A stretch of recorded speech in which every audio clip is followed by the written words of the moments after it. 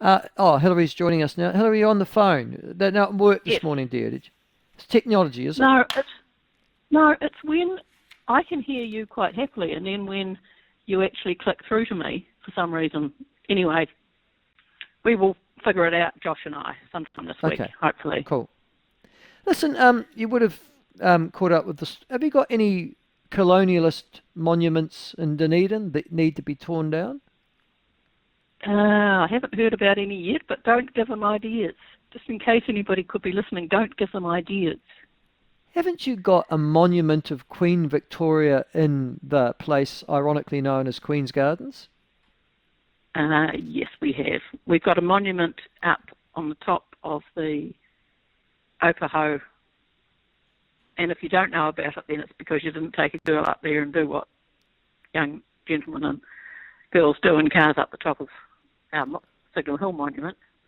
There's one up there. Isn't that Two. monument to commemorate 100 years of settlement in the Otago region, 1840 to 1940? Is that the one we're talking about? It might well be. It's a woman and a man, and I think one of them's the woman. I have missing, been up there, or, just quietly, just so that you know. I have been up there, and I had a look, okay? In between, I had a look. I know what you're talking about. Yeah. So anyway, Yes. one of them's giving out time, by way of, or time is coming out through the skein of wool or whatever, the woman, whatever. Anyway, yes, we do have some monuments, but we don't currently find the need to pull them all down, but there we go. It's only a matter of time, perhaps. Well, you will soon, exactly. It's the Otago Centennial Memorial that you're talking There about. we go. It was meant to design, I think, or commemorate the 100 years from 1840 to 1940, although I'm pretty sure that though the foundation stone was laid in 1940, in actual fact, it wasn't finished until, the early 50s, I think. I've been up there. I've got a photo actually on my Facebook Right. page, just quietly, with that in the Well, background. fancy that, which you There you quite go. clearly did. But no. You see, Tamitha Paul, her argument is that these kind of monuments memorialise people who shouldn't be memorialised. And in her particular guise, she's after Queen Victoria, William Wakefield, and somebody else that I don't know. She wants to take them all away from their positions in Wellington and put them, well, frankly, in the nearest dump. Yeah, we had houses at high school, Bayfield High, and I was in Wakefield. Oh, there you go. So, he was a thing then. I bet you they've changed that name since then, just quietly. Well, they may have. I'm with at least partially with the gentleman caller you had earlier, who said, I don't know why they're focusing on this part of themselves, to which you replied, well, Indians might focus on their Indian-fullness or something. Yeah. And the way forward surely got to be that the whole package of yourself, you take every time you walk out the door, and you're a variety of things, but focusing on one particular part of yourself and distinguishing it from other people who have or haven't got that part is not going to help us. We need to look at a whole person, like wife, mother, whatever, everybody is.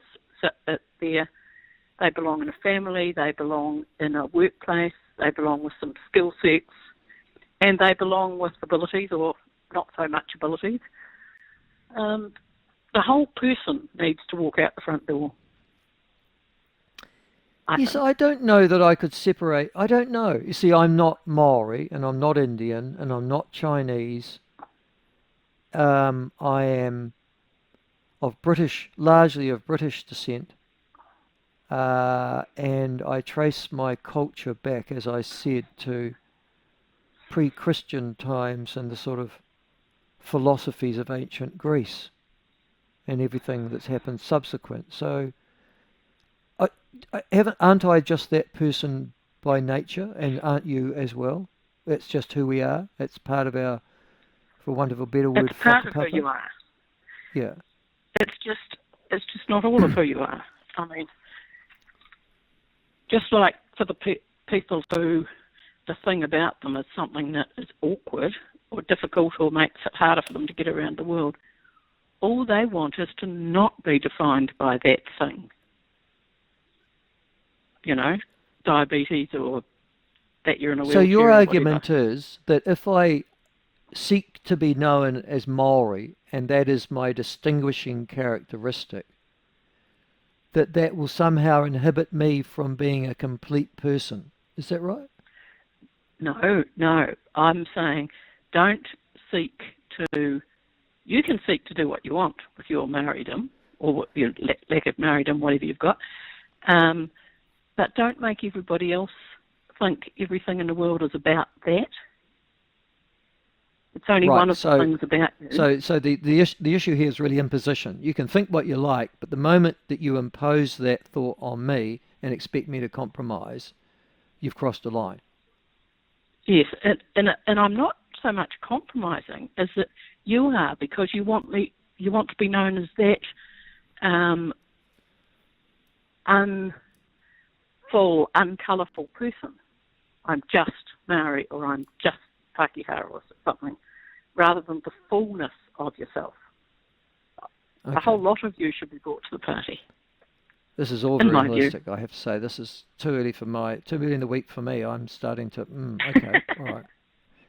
Listen, can I ask you about another thing, though? And apart from the Green MP and the Wellington City Council, who want to strip heritage status from colonial monuments so that they can tear them down. Do you think that Donald Trump deserves now the Nobel Prize for Peace? You think he's got peace in the Middle East?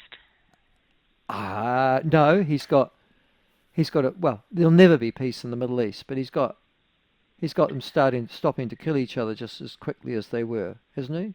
Do you think? Well, I think as a matter of convenience, Iran can't afford to keep going, and it looks possibly like a win for Israel, but it returns it to Gaza and things. We'll see, but he has not achieved peace in the Middle East. All he's said is, do you want me to continue bombing you, to Iran? And I has said not today. Can't promise you in the future. No. I mean, the Middle East is intractable. It'll never be solved, mind you. And yeah.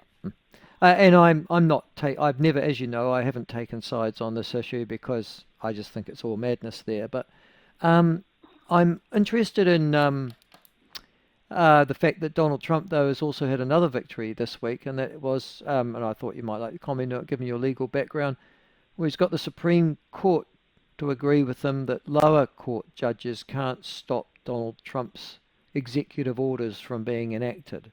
Did you catch up with that? Yes, I did.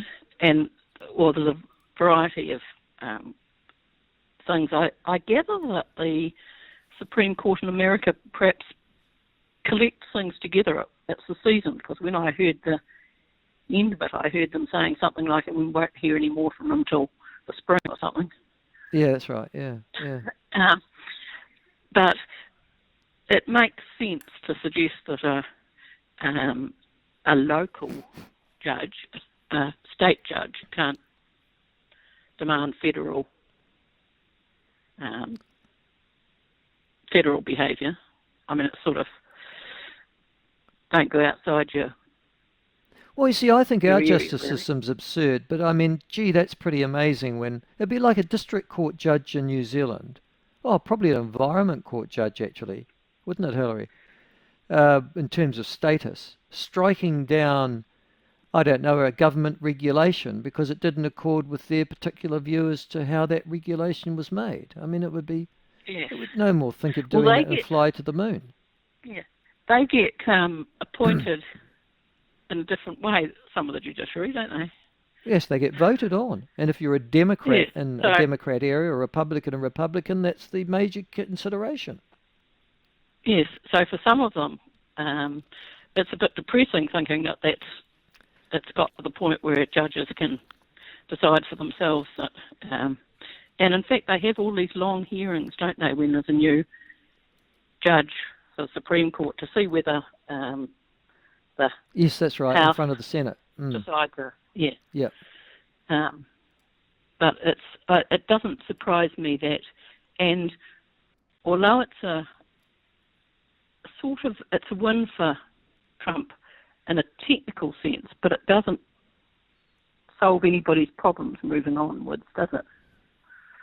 No, I think you're right. Going back to Gaza, though, just quickly, the Guardian, who are not by any stretch of the imagination a supporter of conservative forces, but they are reporting, and this is how dreadful the place is at the moment, that militants, clans, Hamas and criminal gangs are all bringing violence and anarchy as they vie for power amid the Israeli strikes. So sort of Gaza now under siege and attack from Israeli forces is now fighting amongst itself as militants, clans, don't know why they're there, but there you are, Palestinian clans, Hamas and criminal gangs are all fighting each other for control, particularly of the aid that is meant to be pouring into Hamas and given to beleaguered Gazans. It's a mess, isn't it? Can you ever really see the Middle East curing itself? No. Well, once you've got people starving, all bets are off, aren't they? Yes. I mean, there is nothing people wouldn't do to feed their families, I'd have thought, by themselves. So you can't expect them to say, well, excuse me, I think you're ahead of me in the queue here. Not going to be a working thing, is it? No. Listen, if you wanted to visit hell, I'm pretty sure it would look like Gaza just at the moment. But listen, there's nothing I we had can a do feeling about it looked like that the rest of the time. Yeah, I mean, well, I that's don't. true. Yeah, what's the difference? Yeah, I You have look that at it and view you too. think it's not a very attractive-looking place to be. You know, it's got No, it not a isn't, is blade it? of grass or Well, but I anything think that green. about Israel too. I look at it and go, gee, it's not exactly scenic, is it? Neither's Jordan, neither's Lebanon, neither's Gaza, neither's Egypt. Yeah, why did they go there? There's a lot of sand. Because they were there in the first place? Well, couldn't they go somewhere else where there was sort of fertile soil and a bit of agriculture and a decent view and a few mountains?